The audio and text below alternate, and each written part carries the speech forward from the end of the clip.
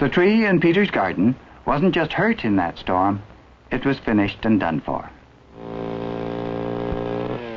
And 2 days later, on a Saturday morning, the men from the tree service were at work in the garden of Peter's house, cutting it up and taking it away.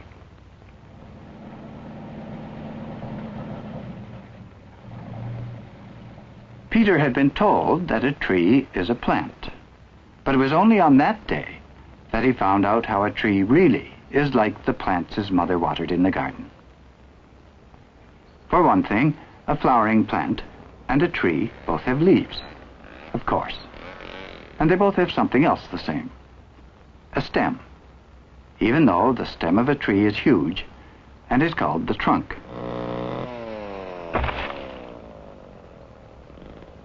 And of course, a poppy plant has roots. Now, Mr. Jones, the neighbor, was there watching, and he said, "Peter, the roots of that plant you have there, even though they're small, are something like the roots of a tree, too. Would you bring the poppy over here, Peter?" Mr. Jones knew a lot about plants because all his life he had worked at a tree farm. Now, what's inside your apple core? Seeds? And what do you suppose is in there, inside the pod?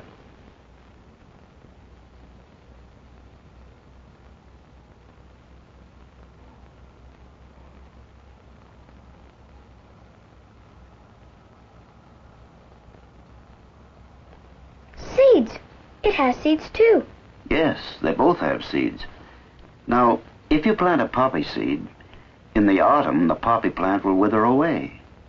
But if you plant one of these apple seeds under the proper conditions, it will grow into an apple tree and go on growing, getting bigger for years and years. Now, look at this.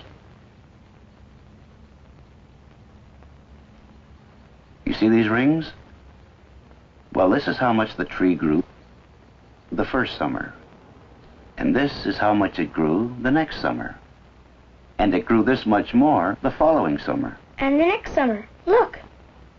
1, 2, 3, 4, 5, 6, 7, 8, 9, 10. It's older than I am. What makes it get bigger like that? So Mr. Jones invited Peter out to the tree farm to find out. And the first place they went was the lab. All right, up here. That's the boy. Now, oh, here. Just cut a little piece off.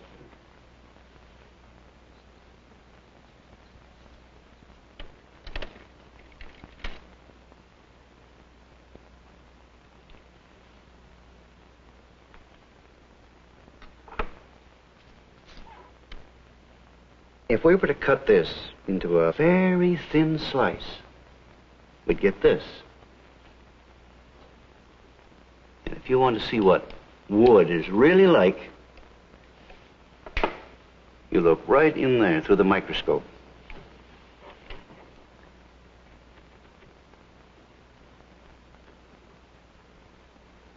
It looks sort of like a honeycomb, or like bricks. Mm-hmm. And each one of them is called a cell.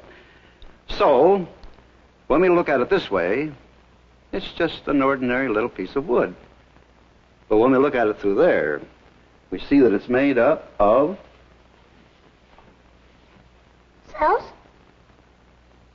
And how many cells do you think there are in that tiny piece of wood? There are so many of them. There are hundreds of cells like that. So a whole tree must be made of millions of cells. Is everything made of cells? Everything that grows is made of cells. A tree, or a fish, or a poppy, even you. And do you know, even the biggest tree in the world began as one little cell. And then, as it grows, there are more and more cells. What makes the cells grow like that?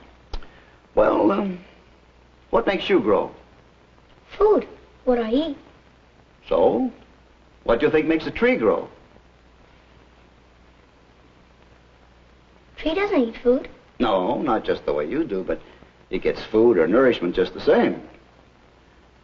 Let's go and see how it does it. So off they went to find out how a single cell can grow into a great and beautiful tree. How does it get the nourishment that makes it grow? Trees, like most plants, are rooted in the earth. Hidden under the ground here are roots, stretching many feet out from the bottom of the tree. And these huge roots do the same thing as the roots of that little poppy Peter pulled up in his garden. They absorb, or take in, water and minerals from the earth around them. And this forms a sort of juice. The juice flows up inside the trunk of the tree and through the branches and twigs and into the leaves.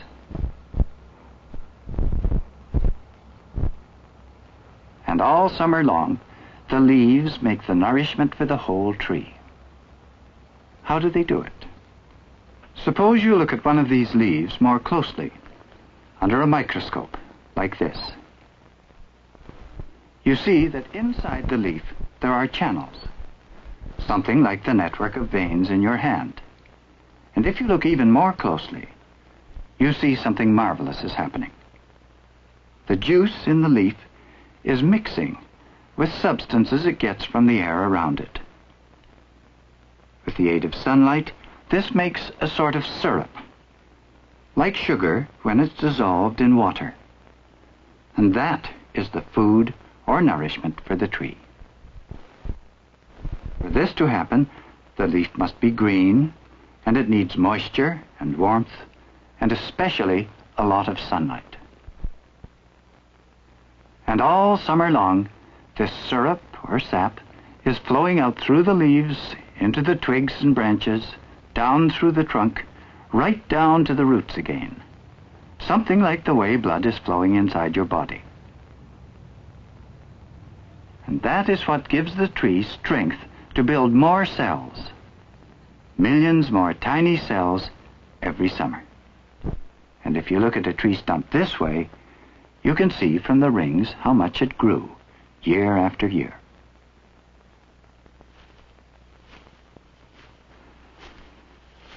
But there were still things Peter was curious about. So one chilly autumn day he went back to the tree farm.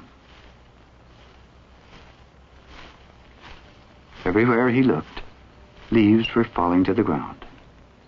Then he figured something out. He had to wear a warm jacket now, because the days were getting colder.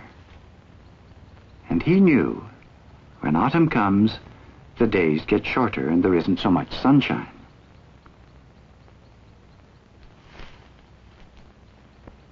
There is sunlight in the autumn, of course, but not enough. And that is when the leaves stop making food for the tree, change color, and die.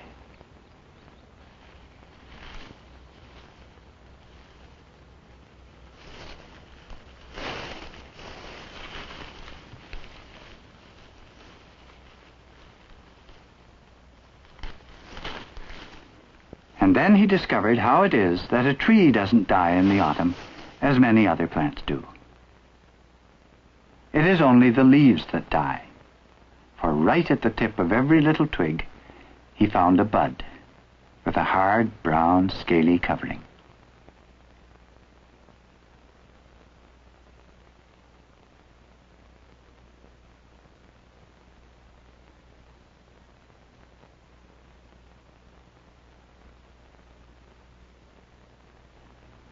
When winter comes, the tree just stops growing and waits.